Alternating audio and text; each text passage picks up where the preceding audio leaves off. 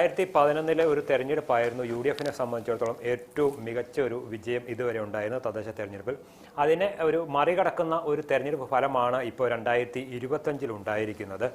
ഈ ജോർജ് സൂചിപ്പിച്ചതുപോലെ നഗര കേന്ദ്രീകൃതമായ മേഖലകളിൽ പലപ്പോഴും യു.ഡി.എഫിന് വലിയ മേൽക്കൈ നേടാറുണ്ട്. പക്ഷേ ഗ്രാമീണ മേഖലയിൽ, പ്രത്യേകിച്ച് പഞ്ചായത്ത് തലങ്ങളിൽ ഒരു ഇടതുപക്ഷത്തിൻ്റെ ഒരു സമഗ്ര ആധിപത്യമാണ് എല്ലാ തെരഞ്ഞെടുപ്പുകളിലും ഉണ്ടാകാറുള്ളത്. അത് 2010 തെരഞ്ഞെടുപ്പിലും അത്തരത്തിലുള്ള ഒരു ഫലമാണ് പുറത്തു വന്നത്. പക്ഷേ ഇപ്പോൾ ഗ്രാമമെന്നോ നഗരമെന്നോ വ്യത്യാസമില്ലാതെ വലിയ ഒരു വിജയം യു.ഡി.എഫിന് കൈവരിക്കാൻ കഴിഞ്ഞിട്ടുണ്ട്. അതിൻ്റെ ഒരു പ്രധാനപ്പെട്ട കാരണം എന്ന് പറയുന്നത് യു.ഡി.എഫ് നടത്തിയ ഒരു മുന്നൊരുക്കമാണ്. തദ്ദേശ തെരഞ്ഞെടുപ്പിന് മുമ്പായി യു.ഡി.എഫ് ഒരു മുന്നൊരുക്കങ്ങളൊക്കെ നടത്തിയിരുന്നു. മുൻപൊക്കെ യു.ഡി.എഫ് സ്ഥാനാർത്ഥികളെ ഏതെങ്കിലും ഒരു സ്ഥലത്തിരുന്ന് കെട്ടിയിറക്കുന്ന ഒരു കാഴ്ചയാണ് ഉണ്ടാകാറുള്ളത്. പലപ്പോഴും ബ്ലോക്ക് കമ്മിറ്റി ഓഫീസുകളിലും അതോടൊപ്പം തന്നെ DCCകളിലൊക്കെ ഇരുന്ന് തർക്കവും അവസാന വട്ടം വരെ നോമിനേഷൻ കൊടുക്കേണ്ട സമയത്ത് പോലും തർക്കങ്ങളൊക്കെയായി 1-2 പേരൊക്കെ നോമിനേഷൻ കൊടുക്കുന്നു, പിന്നീട് പിൻവലിക്കുന്നു. ഇങ്ങനത്തെ ഒരു കാഴ്ചകളാണ്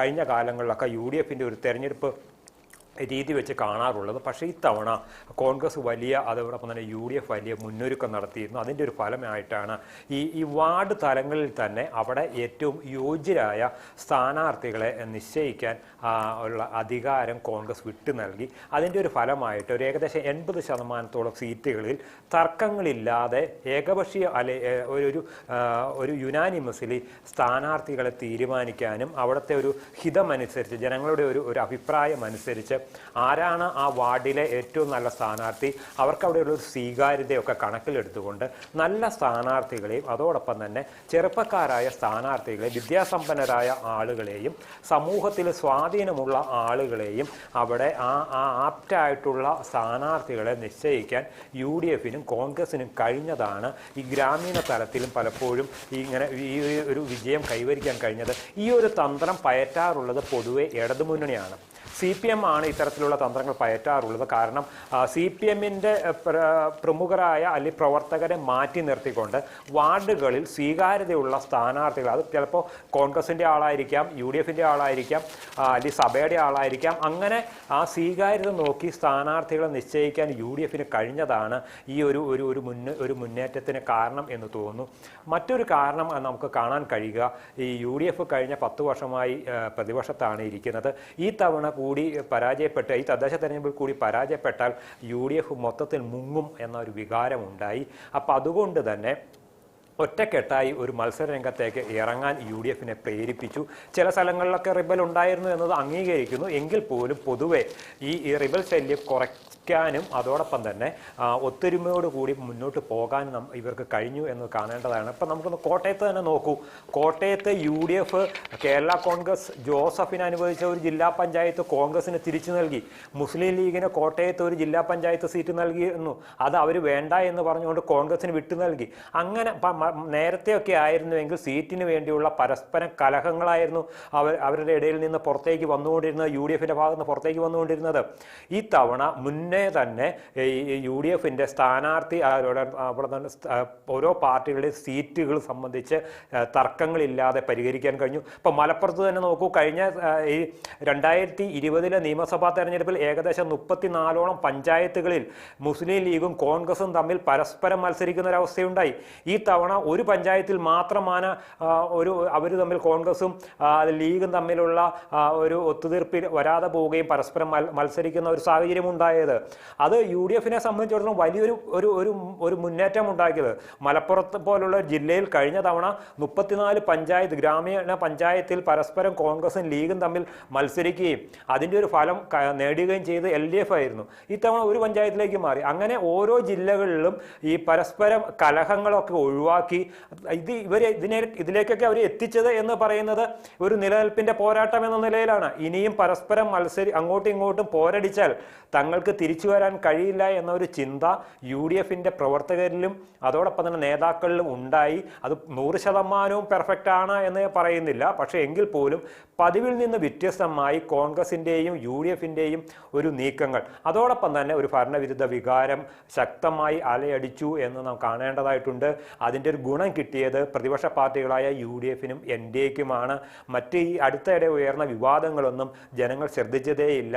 ചാനൽ ചർച്ചകളിലൊക്കെ വരുന്ന അതൊക്കെ ഒരു ശബ്ദ കോലാഹലം മാത്രമായി ജനങ്ങൾ കാണുകയും സ്വയം ഒരു വിലയിരുത്തൽ നടത്തുകയും ചെയ്തു. പിന്നീട് കാണേണ്ട മറ്റൊരു കാര്യം എന്ന് പറയുന്നത്, ഒരു ഇടതുപക്ഷ സർക്കാരിന് യോജിക്കാത്ത തരത്തിലുള്ള പ്രവർത്തനങ്ങളാണ് ഇവരുടെ ഈ LDF-ൻ്റെ ഭാഗത്ത് നിന്ന് ഉണ്ടായത് എന്ന ചിന്ത ഈ നിഷ്പക്ഷരായ ആളുകളെ ബാധിച്ചു. ഇടതുപക്ഷം എന്ന് കേൾക്കുമ്പോൾ നമുക്കറിയാം 87 മുതൽ 91 വരെ EK നായനാരുടെ നേതൃത്വത്തിലുള്ള സർക്കാർ ഭരിച്ചു. EMS-ൻ്റെ നേതൃത്വത്തിലുള്ള സർക്കാരുകളുണ്ടായി. ഇവരൊക്കെ ജനങ്ങളുടെ ഒരു വികാരം മനസ്സിലാക്കിയാണ് പ്രവർത്തിച്ചുകൊണ്ടിരുന്നത്. പക്ഷേ ഇപ്പോഴാകട്ടെ ജനവികാരം ഒന്നും മാനിക്കാതെ പിണറായി വിജയൻ എന്ന് പറയുന്ന ഒരു മുഖ്യമന്ത്രിയുടെ ഒരു ഇഷ്ടത്തിനനുസരിച്ച് ഭരണം മുന്നോട്ട് പോകുന്ന ഒരു കാഴ്ചയാണ് ഉണ്ടായത്. അതിൽ ഇടതുപക്ഷ ചിന്താഗതിക്കാരും ഇടതുപക്ഷത്തിന് കാലാകാലങ്ങളായി വോട്ട് ചെയ്യുന്ന നിഷ്പക്ഷരായ ആളുകളും ഒക്കെ ഒരു വെറുപ്പും ഒരു എതിർപ്പും ഒക്കെ ഉയർന്നു വരാൻ ഇടയാക്കി. അതും ഈ തെരഞ്ഞെടുപ്പിൽ പ്രതിഫലിച്ചിട്ടുണ്ട്. തന്നെ അതോടൊപ്പം തന്നെ ഈ ഒരു UDF അധികാരത്തിൽ വരേണ്ടതുണം, അല്ലെങ്കിൽ UDF ഇനി 10 വർഷം ആയി, ഇനി ഒരു മാറ്റം കേരളത്തിലെ ജനങ്ങൾ ഒരു മാറ്റം ആഗ്രഹിച്ചിരുന്നു. അതിൻ്റെ ഒരു ഫലം കൂടിയാണ് നമുക്കിപ്പോൾ ഈ തെരഞ്ഞെടുപ്പിൽ കാണാൻ കഴിയുന്നത് എന്നാണ് തോന്നുന്നത്. ഏതായാലും UDF-ന് കിട്ടിയ ഈ ഒരു പിന്തുണ അത് കളയാതെ മുന്നോട്ട് കൊണ്ടുപോകുക. അമിത ആത്മവിശ്വാസമാണ് പലപ്പോഴും UDF-നെ പടുകുഴിയിലേക്ക് തള്ളിവിടാറുണ്ട്. 2010 തെരഞ്ഞെടുപ്പിൽ നാം കണ്ടതാണ്. തദ്ദേശ തെരഞ്ഞെടുപ്പിൽ ഉമ്മൻചാണ്ടിയുടെ നേതൃത്വത്തിലുള്ള സർക്കാർ ഈ തദ്ദേശ തെരഞ്ഞെടുപ്പിൽ നേരിടുമ്പോൾ വലിയ വിജയം നേടി. പക്ഷേ 2011 നിയമസഭാ തെരഞ്ഞെടുപ്പിൽ ഒറ്റ ആളുടെ ഒരു MLA-യുടെ ഭൂരിപക്ഷത്തിലാണ് 71 പേരെ അന്ന് കിട്ടിയിട്ടുള്ളൂ. അപ്പോൾ ഈ തെരഞ്ഞെടുപ്പ് ഫലം എന്ന് പറയുന്നത് LDF-നെ സംബന്ധിച്ചിടത്തോളം ഇതിൻ്റെ ഒരു ഫുൾ സ്റ്റോപ്പ് അല്ല, ഇതോട് തീരുകയല്ല. ഇനിയും തിരുത്താനുള്ള ഒരു അവസരമുണ്ട്. രാഷ്ട്രീയത്തിൽ ഒരാഴ്ച അല്ലെങ്കിൽ ഒരു മാസം എന്ന് പറയുന്ന വലിയ കാലയളവാണ്. അപ്പോൾ സ്വാഭാവികമായിട്ടും LDF-ന് നിരാശ പടരുന്ന ഒരു ഫലം തന്നെയാണെങ്കിലും പ്രതീക്ഷ കൈവിടാറായിട്ടില്ല. അവർക്ക് ഇനിയും പ്രവർത്തിക്കാൻ നല്ല അവസരങ്ങളുണ്ട്. അത് ജനങ്ങളുടെ താല്പര്യം അനുസരിച്ച് പ്രവർത്തിക്കുക എന്നുള്ളതാണ്. ഇപ്പോൾ ഈ PM ശ്രീ പദ്ധതി, അതോടൊപ്പം തന്നെ ലേബർ കോഡ്, ഈ വിഷയത്തിലൊക്കെ ഇടതുപക്ഷത്തിൻ്റെ ഒരു നയമായിരുന്നില്ല ഈ ഇടതുപക്ഷ സർക്കാർ മുന്നോട്ട് വെച്ചത്. BJP താല്പര്യാർത്ഥമുള്ള കാര്യങ്ങളാണ് ഈ LDF സർക്കാർ മുന്നോട്ട് കൊണ്ടുപോയത്. അതിൻ്റെ പിന്നിൽ CPM-ഉം BJP-യും തമ്മിലുള്ള അന്തർധാര ഉണ്ടായിരുന്നോ എന്നതൊക്കെ മറ്റ് കാര്യങ്ങൾ.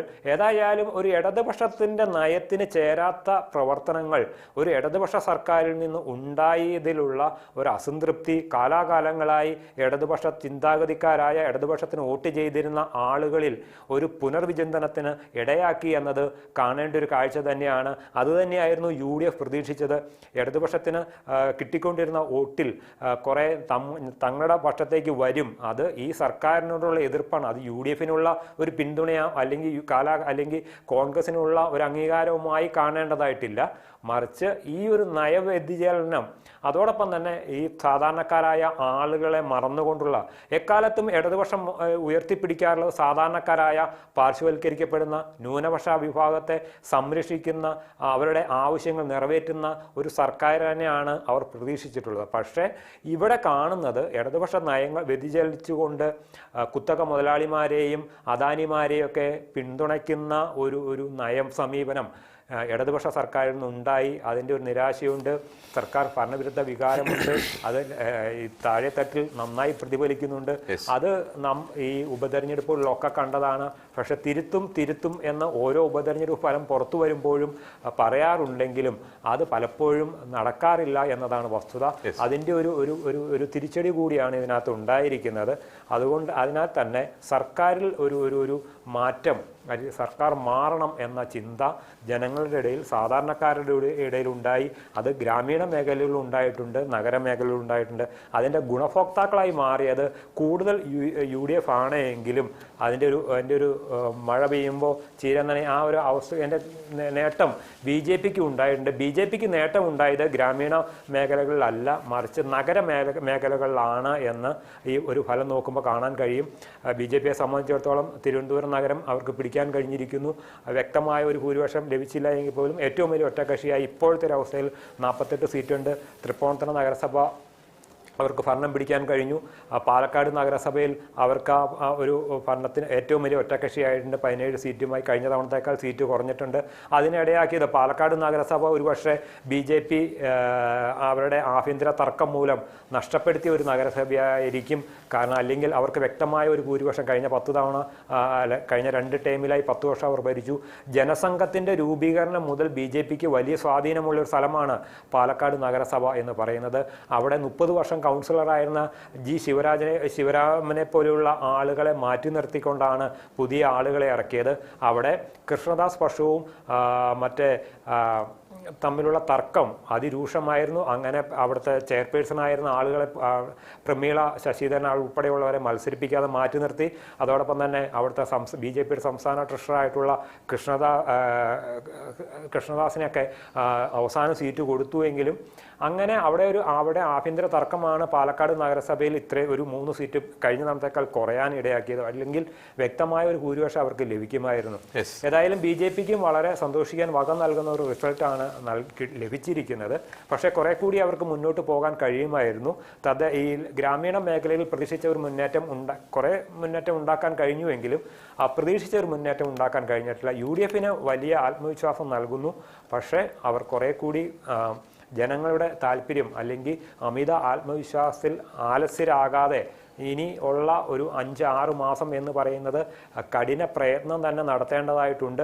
ഈ LDFന്റെ ആ വോട്ട് ഷെയറിനകത്ത് കുറവ് വന്നു എങ്കിൽ പോലും നമ്മൾ ആ ഫലം നോക്കുമ്പോൾ ജില്ലാ പഞ്ചായത്ത് 7-7 നിൽക്കുന്നു. ഗ്രാമപഞ്ചായത്തിൽ ഇപ്പോഴും ഏകദേശം 372ഓളം ഗ്രാമപഞ്ചായത്തിൽ CPM ആണ് മുന്നിട്ട് നിൽക്കുന്നത്.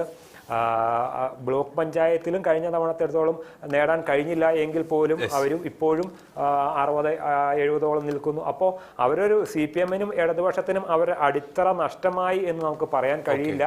അവർക്ക് പ്രതീക്ഷിച്ച ഒരു മുന്നേറ്റം ഉണ്ടാക്കാൻ കഴിഞ്ഞില്ല. ഇതിനകത്ത് നഷ്ടം സംഭവിക്കുന്നത് നമ്മൾ നോക്കുമ്പോൾ കേരള കോൺഗ്രസ് മാണി വിഭാഗത്തിനാണ് എന്ന് മനസ്സിലാകും. അവർക്ക് കോട്ടയം ജില്ലയിൽ വലിയ കനത്ത തിരിച്ചടി ഇടുക്കിയിലും കോട്ടയത്തും പത്തനംതിട്ടയിലും ഉണ്ടായിരിക്കുന്നത്. അവർക്ക് ഈ ഒരു ഫലം എന്ന് പറയുന്നത് മാറി ചിന്തിക്കേണ്ടി വരുമോ എന്നൊക്കെ ആലോചിക്കേണ്ട കാര്യമാണ്. അല്ലെങ്കിൽ തന്നെ കേരള കോൺഗ്രസ് മാണി വിഭാഗത്തിനകത്ത് UDFനോടൊപ്പം പോകണം എന്ന് ചിന്തിക്കുന്ന ഒരു വിഭാഗമുണ്ട്. അവരുടെ വാദഗതിക്ക് കുറെ കൂടി ശക്തി പകരുന്നതായിരിക്കും ഈ ഒരു തെരഞ്ഞെടുപ്പ് ഫലം.